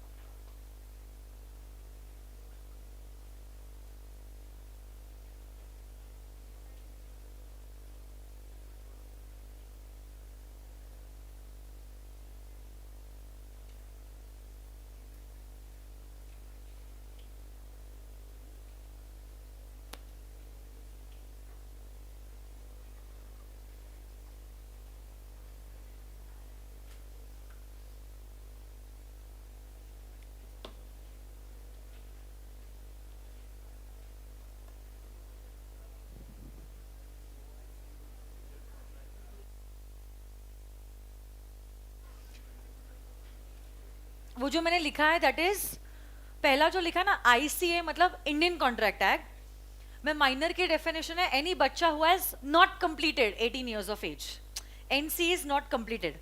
और स्पेशल केसेस जो होता है any child who has not completed, any person who has not completed 21 years of age will be considered as a minor. 21 का क्राइटेरिया कब एप्लीकेबल होता है? जैसे कि कोई बच्चा ऑर्फन है, ऑर्फन मतलब अनाथ, कॉन्ट्रैक्ट एक्ट के हिसाब से ही will be considered as a minor till the time he is 21 years of age. Contract act मतलब अगर आपने ऐसे बच्चे के साथ कॉन्ट्रैक्ट एंटर किया जो माइनर है, वो कॉन्ट्रैक्ट वॉइड ab initio है। वॉइड ab initio मतलब एकदम नल, it has no legal effect, this is according to contract act. But वही बच्चा 18 के एज में वोट कर पाएगा, नहीं आई बात समझ में, बट कॉन्ट्रैक्ट एंटर नहीं कर पाएगा। Contracts according to the Indian contract act and agreement enforceable by law. शब्द एक ही है बट इसके मतलब क्या अनेक है या नहीं है? अच्छा एक काम करो, अभी आप लोग बस 2 मिनट में मैं आपको छोड़ रही हूँ। आपका मोबाइल फोन है आप लोगों के पास? ये जो आज के दिन मैंने आपको पढ़ाया है 2 मिनट में उसका रिविजन हो जाने वाला है। मैं चाहती हूँ ये रिविजन आप रिकॉर्ड करो, ऑडियो रिकॉर्ड करो, कल आने के पहले बस ये 2 मिनट आपको सुनना है, बस सिर्फ इतनी आपसे एक्सपेक्टेशन है। 2 मिनट आप सुनो और फिर कल के लेक्चर में आओ। 1 ही मिनट लगेगा शायद, मुझे लगता है 2 मिनट भी ज्यादा है। You all can do the audio recording of whatever I have taught today. Everyone has to be involved, okay, in the revision process. This revision is for you, not for me. Okay. सबसे पहली बात मुझे बताइए, हम लोग क्या पढ़ रहे हैं, लॉ या एक्ट? क्या पढ़ रहे हैं हम लोग? लॉ या एक्ट? लॉ। तो लॉ जो है वो क्या क्या से बनता है? 3 चीजों से बनता है, dash plus dash plus dash, बोलिए come on. Act plus rules plus case. तो एक्ट का क्या मतलब होता है, क्या आप मुझे बता सकते हो? सेक्शंस प्लस सबसेक्शन प्लस, सबसे पहली एक्ट जो है जो हम पढ़ने वाले हैं that is the companies act 2000। And act और लॉ में वाइडर कौन सा है? लॉ। और नैरोअर कौन सा है? तो ये जो कंपनीज एक्ट 2013 है उसमें कुल मिला के टोटली मुझे बता सकते हो कितने सेक्शंस है? 470। बट इंटर में हम लोग पढ़ने वाले हैं सिर्फ और सिर्फ 148 सेक्शंस। हमारे सब्जेक्ट में कंपनीज एक्ट कितने मार्क्स का है? 60 और other laws 40 marks is comprising of 4 acts, हाँ या ना?